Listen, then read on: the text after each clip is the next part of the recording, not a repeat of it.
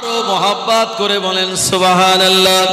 ও আমার ভাইজানেরা, আপনার আমার আব্বা মা বিদায় নিয়ে চলে গেল দুনিয়া জমিন থেকে। ওই আব্বা আম্মার সঙ্গে আর মোলাকাত হবে না। ওই আব্বা আম্মার সঙ্গে আর জীবনে কোনোদিন দেখা হবে না। হতে পারে স্বপ্নের মাধ্যমে, কারণ প্রিয় নবী বলেছেন লা ইয়াবকা মিনান নবুওয়াত ইল্লাল মুবাশশিরাত। প্রিয় নবী বললেন নবুয়তের কোনো কিছু আর বাকি নাই। মিশকাত শরীফে কিতাবুর রুইয়া নামক বাবের ভিতরে বর্ণিত, প্রিয় নবী বললেন লা ইয়াবকা মিনান নবুওয়াত ইল্লাল মুবাশশিরাত। আল্লাহ নবী বললেন নবুয়তের কোনো কিছু আর অবশিষ্ট নাই, তবে মুবাশশিরাত সুসংবাদ অবশিষ্ট রয়েছে।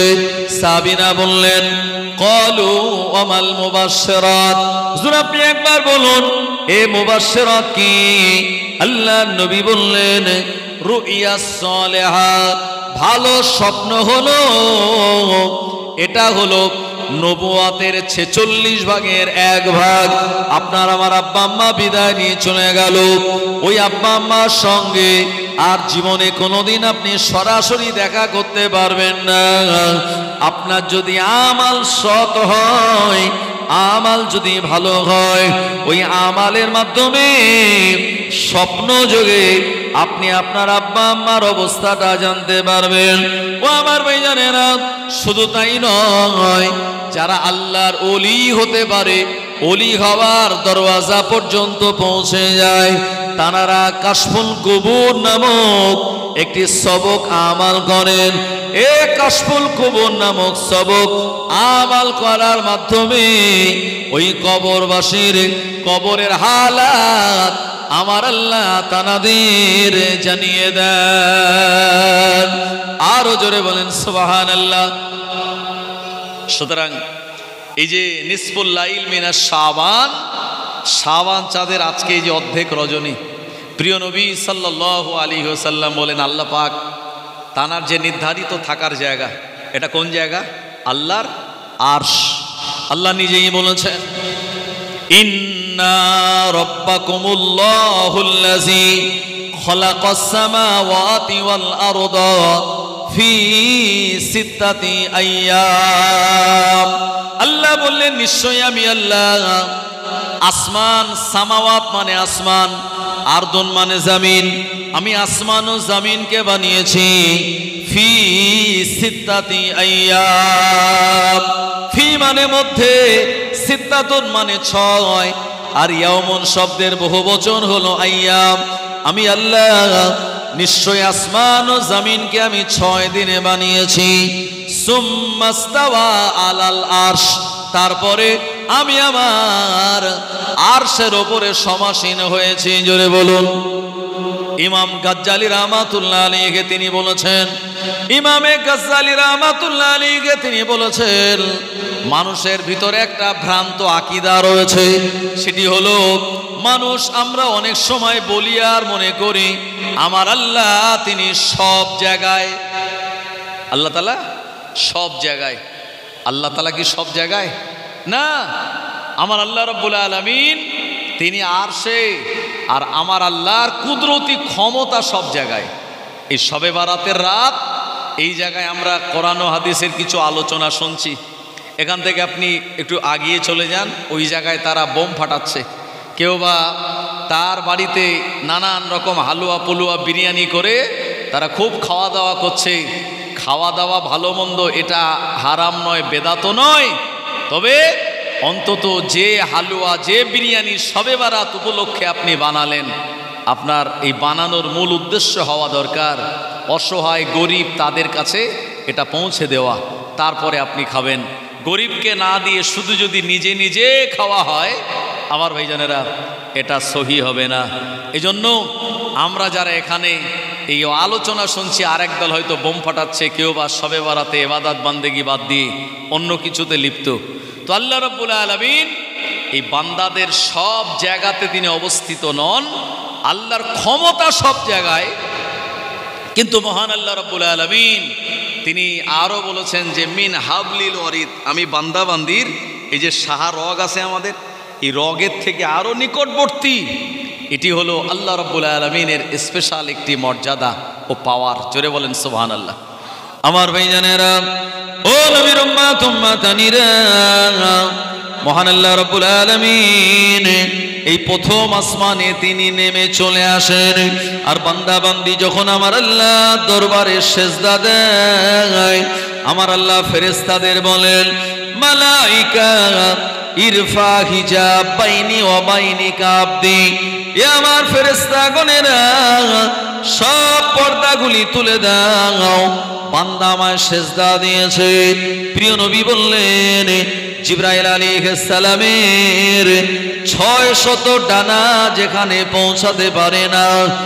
আর প্রিয় নবীর উম্মতের আল্লাহর বান্দারা আমার আল্লাহর দরবারে যখন সেজদা দিয়ে সুবহান রাব্বিয়াল আলা বলে, আমার আল্লাহ ফেরেশতাদের বলে সব পর্দাগুলি তুলে দেন এবং ওই সেজদাকারী বান্দা বান্দির সঙ্গে আমার আল্লাহর সরাসরি ডিরেক্টলি কানেকশন শুরু হয়ে যায়।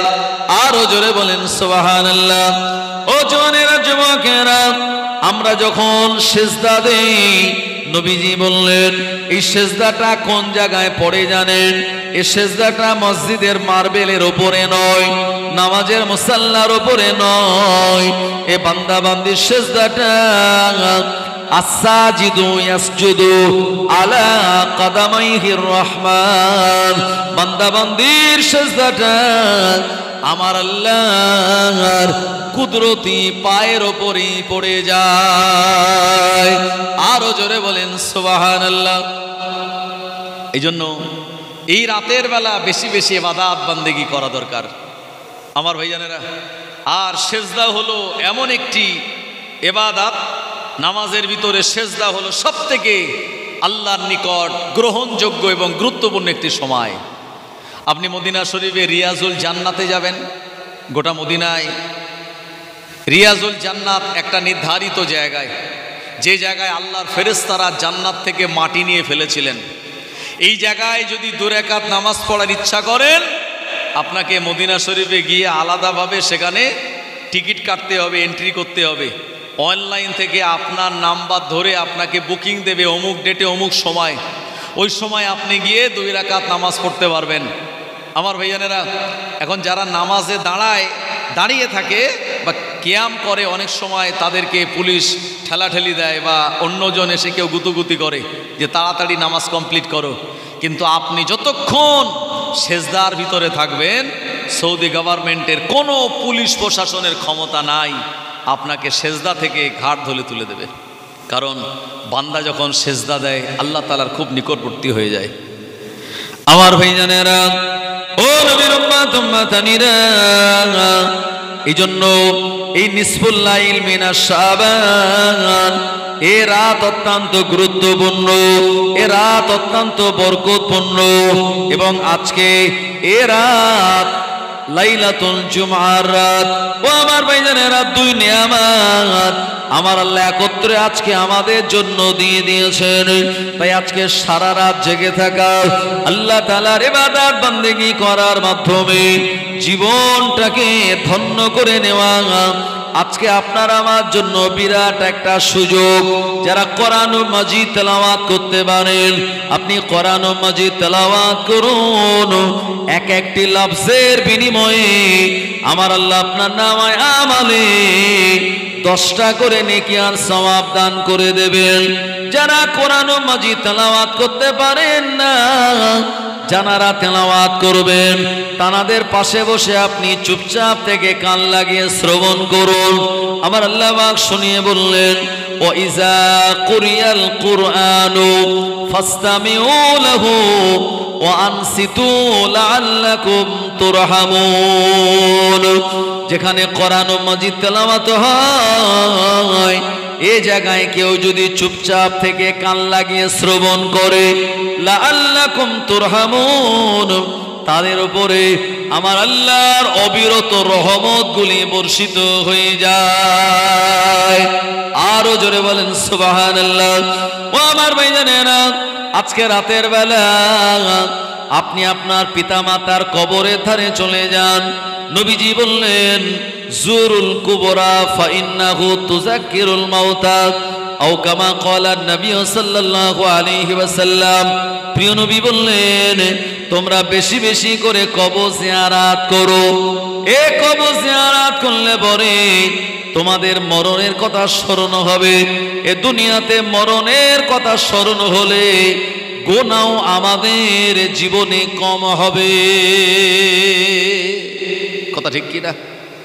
যখন জানাজা নামাজে দাঁড়াই, 4 তাকবীরের সঙ্গে ফরজে কিফায়া জানাজা নামাজ, তখন আমাদের ভয় লাগে যে আমাদের একদিন চলে যেতে হবে। কারণ যেদিন আমরা দুনিয়াতে এসেছিলাম আমাদের কানে আজান দেয়া হয়েছিল, ডান কানে আর বাম কানে একামাত দেয়া হয়েছিল। ওই আজান আর একামাতের পরে কিন্তু কোনো নামাজ হয়নি। যেদিন আপনি আমি বিদায় নিয়ে চলে যাব আল্লাহর ডাকে সাড়া দিয়ে, সেদিন জানাজা নামাজের আগে আজান হবে ভাই, একামাত হবে। ঈদের নামাজের আগে যেমন আজানও হয় না, একামাতও হয় না, আজান একামাত ছাড়া 6 তাকবীরের সঙ্গে ঈদের ওয়াজিব নামাজ আর এই জানাজা নামাজ ফরজে কিফায়া, যার আগে আজানও নাই একামাতও নাই, যেটি 4 তাকবীরের সঙ্গে আদায় করা হয়। আমার ভাইজানেরা, তাহলে জীবনের শুরুতে আমাদের আজান আর একামাত হয়ে গেছে। যেদিন আমরা বিদায় নেব সেদিন শুধু নামাজ হবে, আজান আর একামাত হবে না। যেদিন আমরা দুনিয়াতে এসেছিলাম আমাদের হাতটা মুঠো ছিল, কেন হাতে করে অনেক কিছু এনেছিলাম আমরা। তাকদীর এনেছিলাম, আমাদের হায়াত এনেছিলাম, সন্তানাদি এনেছিলাম, ব্যবসা বাণিজ্য কারবার এনেছিলাম, টাকা পয়সা আল্লাহ দিয়েছিলেন। এইগুলো আমাদের জিন্দেগিতে যতটা হবে আল্লাহ সব দিয়ে পাঠিয়ে দিয়েছিলেন। কারণ বুখারী শরীফে কিতাবুল মাকাদির নামক বাবের ভিতরে হাদিসের অবস্থান।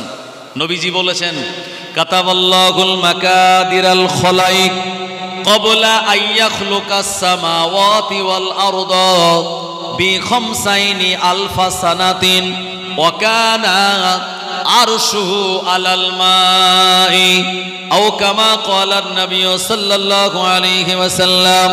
ও আমার ভাইজানেরা, ইমাম বুখারী আবু আব্দুল্লাহ মুহাম্মদ বিন ইসমাইল বিন ইব্রাহিম বিন বারদিস বালজুফি, তিনি তার সহিহ বুখারীতে ৭,২৭৫টা হাদিস এনেছেন।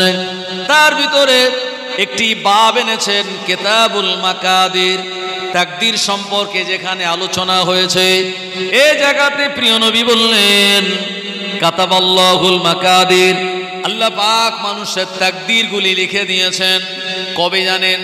ক্বাবলা মানে পূর্বে, আইয়াখলুকাস সামাওয়াতি ওয়াল আরদা, আসমান জমিন তৈরি করার আগে আল্লাহ মানুষের তাকদীরকে লিখেছেন। আসমান জমিন তৈরি করার কত বছর আগে লিখেছেন? নবী বললেন বিখামসাইনি আলফা সানাতিন। খমসাইনি মানে হলো 50, আলফন মানে হলো 1000, সানাতন মানে হলো বছর। এই আসমান জমিন তৈরি করার 50,000 বছর আগে আল্লাহ আমাদের তাকদীর গুলিকে তিনি লিখে রেখেছেন। ও আমার ভাইজানেরা, আমার আল্লাহর নবী বললেন ওয়া কানা আরশুহু আলাল মাই, যে সময় আমার আল্লাহর আরশটা পানির উপরে ছিল। আমরা দুনিয়াতে যেদিন ভূমিষ্ঠ হয়েছিলাম তাকদীর সমূহ নিয়ে এ দুনিয়াতে আগমন করার জন্য আমাদের হাতগুলি মুঠো ছিল। যেদিন দুনিয়া থেকে আমরা বিদায় নেব ওই দিন কিন্তু আমাদের হাতগুলি খোলা থাকবে না মুঠো থাকবে? খোলা থাকবে, মুঠো হাত থাকবে না। আমি গত পরশুদিন একটি কিতাব পড়ছিলাম, এখানে একটা সুন্দর ঘটনা লেখা আছে। একজন মানুষ কুয়ার মধ্যে পড়ে গেছে। কুয়ার মধ্যে পড়ে এই মুরব্বিটা খুব চিৎকার চেল্লামেল্লি করছে। এখন কয়েকজন মানুষ তার চিৎকার চেল্লামেল্লি শুনে তার কাছে গিয়ে আর সেখান থেকে কুয়া থেকে তাকে উদ্ধার করেছে। লোকটা উদ্ধার হওয়ার পরে সে প্রচণ্ড পিপাসিত এবং ক্ষুধার্ত। এ সময় একজন লোক গরম 1 গ্লাস দুধ তার সামনে দিয়েছে। লোকটা এই দুধটা খুব তাড়াতাড়ি পান করে নিয়েছে। এরপরে জনগণ বলছে যে কি ব্যাপার, তুমি বয়স্ক মানুষ আর এই কুয়ার মধ্যে পড়লে কি করে? তো ওই লোকটা তখন বলছে কুয়ার মধ্যে পড়লাম কি করে, চলো আমি একটু দেখাচ্ছি তোমাদের। এই দেখানোর নাম করে আবার কুয়ার কাছে গেল, আর যে রশি ছিল বালতি দিয়ে পানি তোলা, ওই রশিটাকে টানতে গেল যে আমি এইভাবে রশি দিয়ে পানি তুলতে যাচ্ছিলাম, বালতির ওজন খুব ভারী হওয়ার কারণে আমি পড়ে গেলাম। আর এই পড়ে যাওয়াটা দেখাতে গিয়ে ওই পানি তুলতে গিয়ে আবার সে সত্যি সত্যি পড়ে গেল। যেই পড়ে গেল এমনভাবে পড়লো, লোকটা এরপরে আর চিৎকার করবে সেই রকম পজিশনও আর নেই। লোকটার মাথায় আঘাত লাগলো, লোকটা তৎক্ষণাৎ ওই জায়গাতে ছটফট করতে করতে মারা গেল। যারা ড্যাঙায় ছিল তারা আফসোস করে বলছে, লোকটা দেখো তো এক্ষুনি আমরা তুললাম, আর কি দরকার ছিল পাকামি করে আবার ওটাকে দেখানো যে কি করে পড়লাম। তো পাশে একজন ভালো লোক ছিল আল্লাহওয়ালা, তিনি বলছেন যে তোমরা আফসোস করো না, আসলে লোকটা ওই যে কুয়া থেকে ওপরে উঠেছিল আর এক গ্লাস দুধ তাকে দেয়া হলো, এর ব্যাপারটা কি তোমরা অনুধাবন করতে পেরেছো? তো জনগণ বলছে যে না। আল্লাহর ওই নেক বান্দাটা বললেন, আসলে যে লোকটা কুয়ায় পড়ে গেছে তখনও তার তাকদিরে এক গ্লাস দুধ বরাদ্দ ছিল, যেটা আল্লাহ তার জন্য রেজেক হিসাবে রেখেছিল। ও এক গ্লাস দুধ এখনো খায়নি, আর তার আগেই কুয়ায় পড়ে গেছে। তো আল্লাহ ওকে কুয়া থেকে আমাদের মাধ্যমে তুলিয়ে এক গ্লাস দুধ তাকে পান করিয়ে রেজেক শেষ, এখন পড়ে গেছে, আর সে বাঁচলো না, মানে মারা গেল। আমার ভাইজানেরা, আপনার আমার রেজেক আল্লাহ যতটা বরাদ্দ করে রেখেছেন, এই রেজেক যতদিন থাকবে ততদিন আমরা হায়াত পাবো। রেজেক যদি শেষ হয়ে যায়, কারোর রেজেক আল্লাহ কেটে আপনাকে দেবে না। আমার ভাইজানেরা, ও এ দুনিয়ার জমিনে আমরা যেদিন এসেছিলাম দুর্বল হয়ে, আমাদের আব্বা আম্মা দাদা দাদি নানা নানির কোলে পিঠে চড়ে আমরা লালিত পালিত হলাম। যেদিন দুনিয়া জমিন থেকে বিদায় নেব, ওই দিন আপন সন্তান ভাতিজা জামাই গ্রামবাসীদের কাঁধের ওপরে চড়ে বিদায় নেব। তাই কবি বলেছেন, চিন্তা করে দেখো না কবরে কি যাইবে না, চিন্তা করে দেখো না কবরে কি যাইবে না, যেই কবরে আল্লাহ ছাড়া সঙ্গী কেহ থাকবে না, যেই কবরে আল্লাহ ছাড়া বন্ধু কেহ থাকবে না, চিন্তা করে দেখো না কবরে কি যাইবে না। এ দুনিয়ার সবই পর, কবর যে তোর আসল ঘর। এ দুনিয়ার সবই পর, কবর যে তোর আসল ঘর। কেমন করে থাকবে তুমি শুধুই মাটির বিছানা, চিন্তা করে দেখো না কবরে কি যাইবে না, যেই কবরে আল্লাহ ছাড়া সঙ্গী কেহ থাকবে না, যেই কবরে আল্লাহ ছাড়া বন্ধু কেহ থাকবে না, চিন্তা করে দেখো না কবরে কি যাইবে না। আজান কানে শুনিয়া কেমনে থাকো ঘুমায়া, আজান কানে শুনিয়া কেমনে থাকো ঘুমায়া, কবরের আযাবের কথা একটু স্মরণ করো না, চিন্তা করে দেখো না কবরে কি যাইবে না, যেই কবরে আল্লাহ ছাড়া সঙ্গী কেহ থাকবে না, যেই কবরে আল্লাহ ছাড়া বন্ধু কেহ থাকবে না, চিন্তা করে দেখো না কবরে কি যাইবে না। আল্লাহুম্মা সাল্লি আলা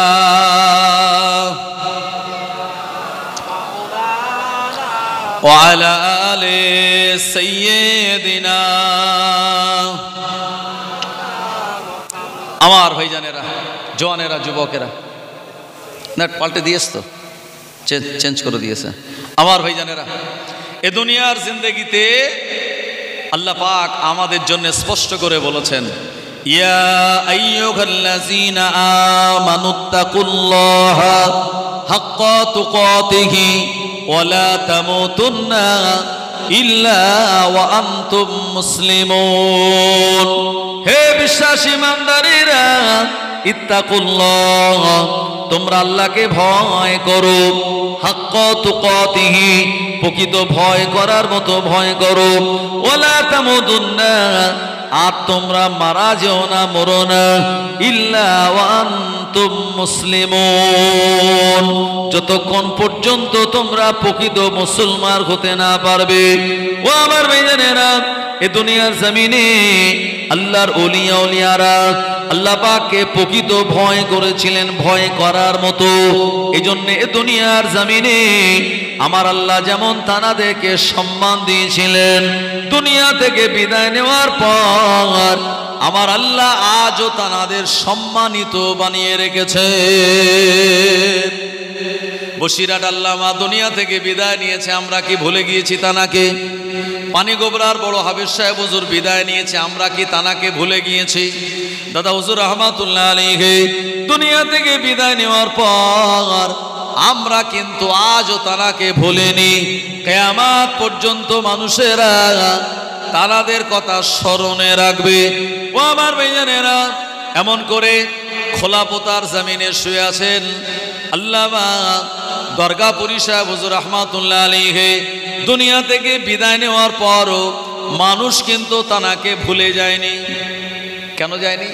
কারণ তানাদের জীবনটা আল্লাহর জন্য এমনভাবে পরিচালনা করেছিলেন, আল্লাহর জন্য নিবেদিত প্রাণ করে দিয়েছিলেন, দুনিয়ার সব কিছুকে তানারা অ্যাডিশনাল মনে করে আল্লাহ আল্লাহ রসুলের এই পথটাকে কম্পালসারি মনে করেছিলেন।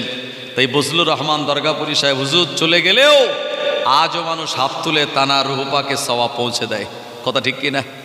আমি তানার জীবনীতে দেখেছি বা কিছু কিছু আলেম ওলামাদের জাবান থেকেও আমি শুনেছি যে হুজুর একটা সময় সম্ভবত বাদুড়িয়া বিধানসভা থেকে তিনি এমএলএ হয়েছিলেন।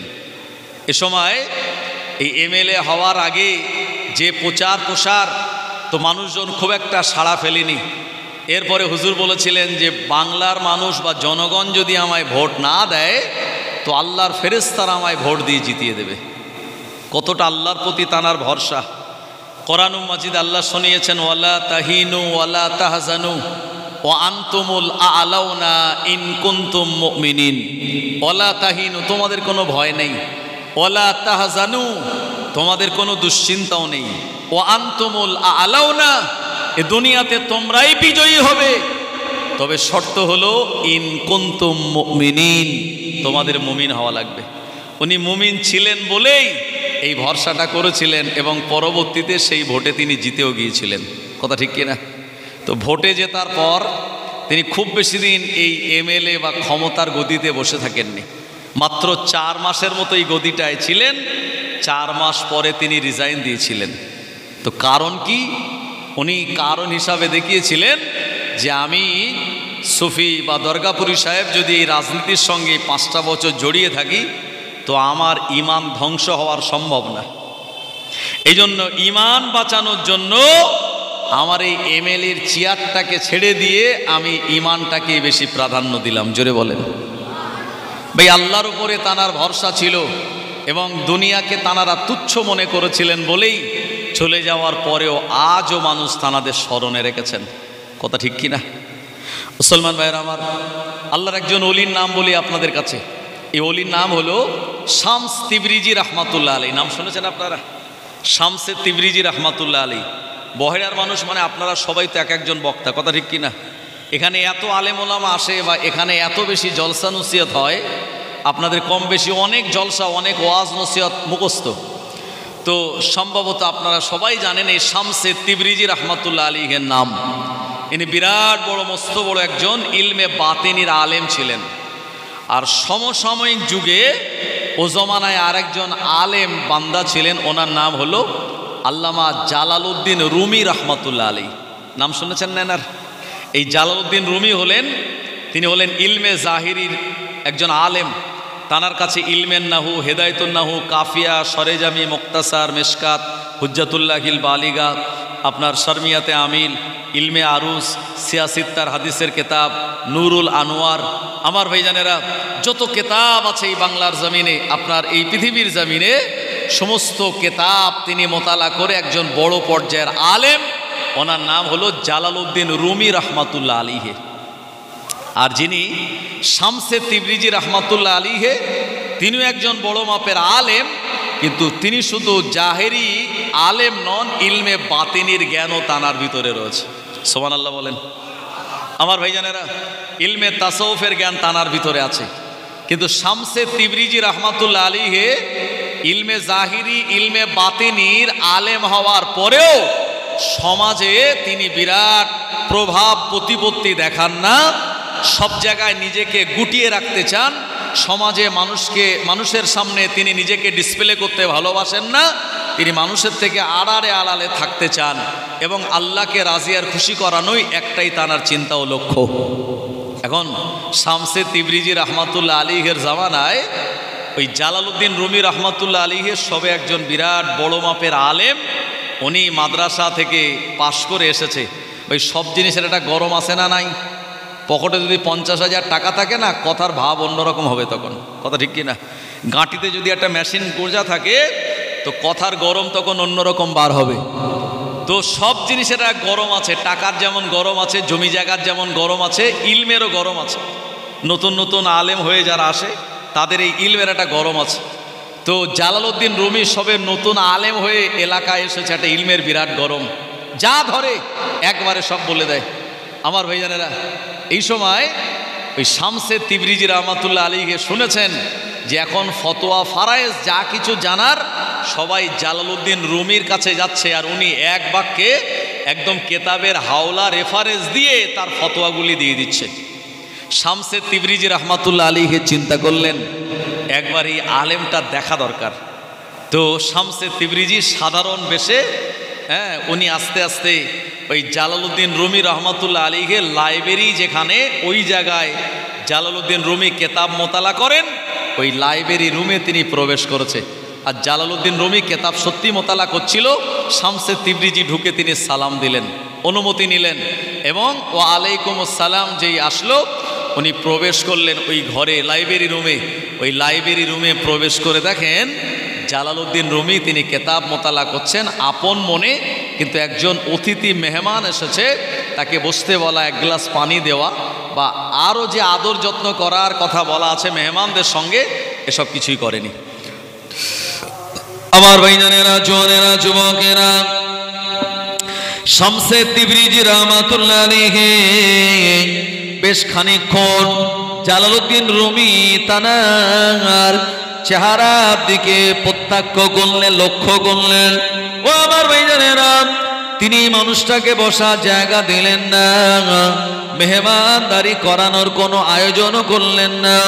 অথচ প্রিয় নবী বলেছেন কয়েকটা কাজ তোমরা তাড়াতাড়ি করবে, যখন আজান হবে দেরি না করে মসজিদে চলে যাবে, কারোর ওপরে হজ যখন ফরজ হবে বাহানা না করে হজ আদায় করে আসবে, আর মানুষ যখন ইন্তেকাল করবে দেরি না করে দাফন কাফনের আয়োজন করে দেবে, মেয়েটা সাবালিকা হলে দেরি না করে যোগ্যতম পাত্র দেখে পাত্রস্থ করা বিবাহ দিয়ে দেওয়া, আর কেউ যখন সালাম দেবে দেরি না করে তার সালামে জবাব দেওয়া, আর তোমাদের বাড়িতে যখন মেহমান আসবে দেরি না করে বাহানা না করে ওই মেহমানের জন্য কিছু মেহমানদারির আয়োজন করা। ও আমার ভাইজানেরা, প্রিয় নবী বললেন মেহমান কারোর বাড়ি গিয়ে 3 দিন পর্যন্ত অবস্থান করবে। 3 দিনের বেশি অবস্থান করাটা ওই বাড়িওয়ালার জন্য বিরক্তির কারণ। ও আমার ভাইজানেরা, অনেক এমন মেহমান আছে যারা কুটুম বাড়ি গেলে সহজে বাড়ি আসতে চায় না, 1 সপ্তাহ 10 দিন ধরে থেকে যায়। বাড়িওয়ালা কিভাবে আমার জন্য জোগাড় জানতে করে আর ভালো খাবারের আয়োজন করবেন, এটা তাদের দেমাগে থাকে না। প্রিয় নবী 3 দিন পর্যন্ত মেহমানদারি করার জন্য আমাদেরকে নিদান দিয়েছেন। ও আমার ভাইজানেরা, জালালউদ্দিন রুমি রহমাতুল্লাহ আলাইহি কিতাব মোতালা করেন, শামসে তিবরিজিকে তিনি কোনো পাত্তাই দেন না। এ সময় শামসে তিবরিজি রহমাতুল্লাহ আলাইহি জালালউদ্দিন রুমির সামনে যে কিতাবগুলি ছিল এই কিতাবগুলি তিনি ধরে, আর বাইরের একটা কুয়া ছিল, ওই কুয়ার ভিতরে সব কিতাবগুলি ফেলে দিয়েছে। এখন জালালউদ্দিন রুমি তো রেগে আগুন, এই আমার এত ভালো কেতাব, দামি কেতাব, কে তুমি? মা ইসমোকা, কি নাম তোমার? কোথা থেকে এসেছো? কখন এসেছো? মাতা জিতা মানে কখন এসেছো? মা ইসমোকা, তোমার নাম কি?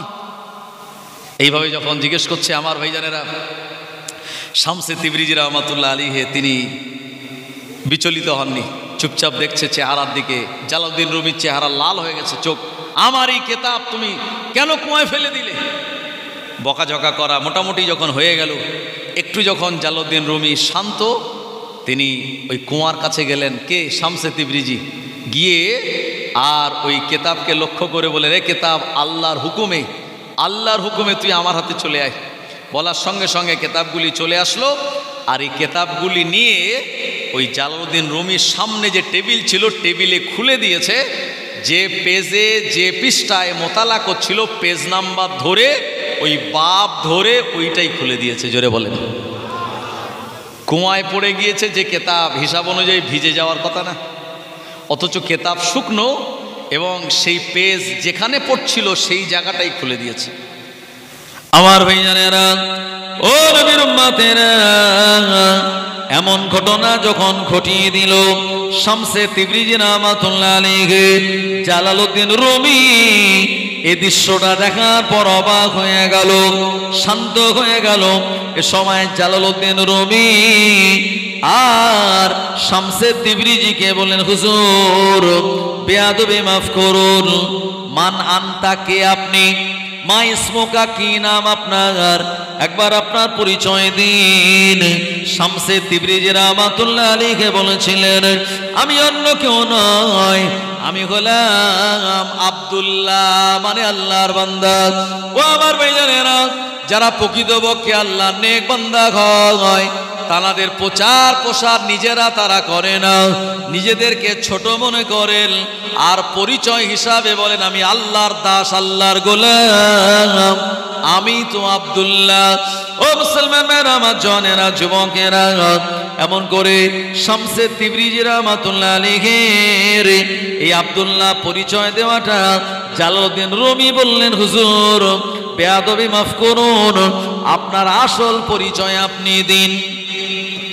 আসলে যারা আল্লাহর নেক বান্দা হয়, বা একটু আগে আগে আসবেন, সবাইকে একটু বলবো, একটু সামনে অনেক জায়গা ফাঁকা আছে, একটু আগে আগে চলে আসুন। পিছনের যে দিকে যারা আসছেন তাদের বসতে সুবিধা হবে, একটু আগে আগে চলে আসুন। এ বাচ্চারা, কচিরা, তোমরা একটু আগে আগে আসো। যে জায়গাটা আছে ফাঁকা, এটা দিতে হবে ঢাকা, না হলে ইবলিস শয়তান আমাদের দেবে ধোকা, আমরা বনে যাব বোকা।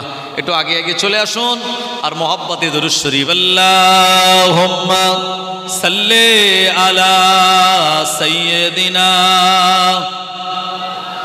ও হুজুর সামনে আসেন, না সামনে আসেন, না এটা বিয়াদবি হচ্ছে, না বিয়াদবি হচ্ছে, সামনে আসেন, সামনে আসেন।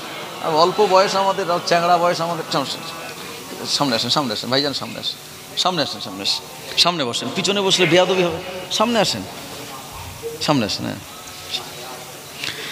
চাঁদ বলে আমি নয়, তুমি নবী সুন্দর, ফুল বলে সুবাসিত নবীজির অন্তর।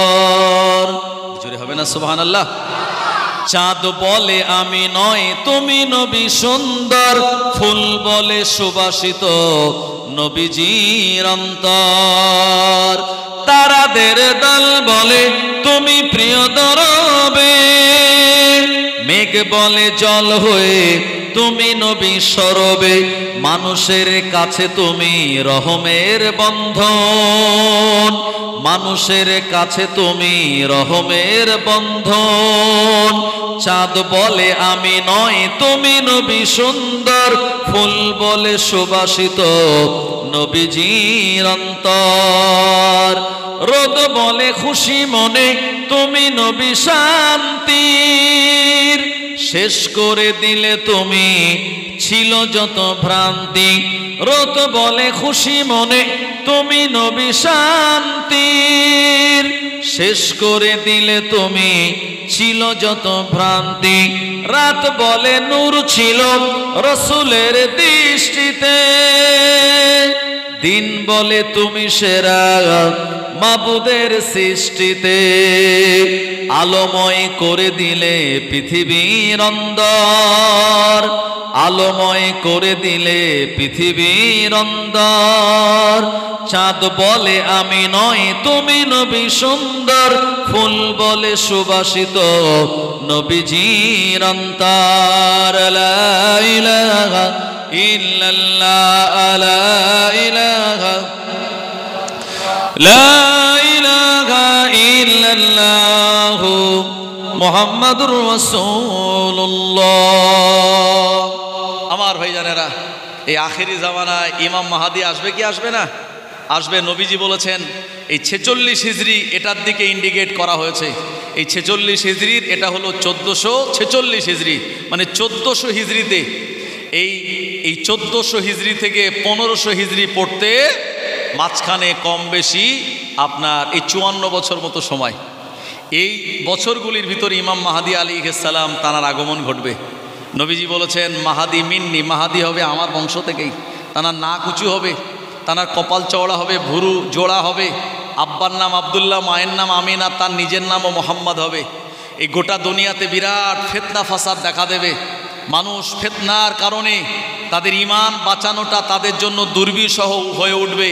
মানুষ ঈমান বাঁচানোর তাগিদে তারা মক্কাতুল মুকাররমায় কাবা বাইতুল্লাহর মাতাফে তারা লাব্বাইক আল্লাহুম্মা লাব্বাইক এই তালবিয়া পড়ে তারা তাওয়াফ করবে। আর তাদের টার্গেট থাকবে ইমাম মাহাদির সঙ্গে যদি একবার দেখা করতে পারি, আর তার সঙ্গে যদি দেখা হয় তার হাতে হাত দিয়ে বায়াত হয়ে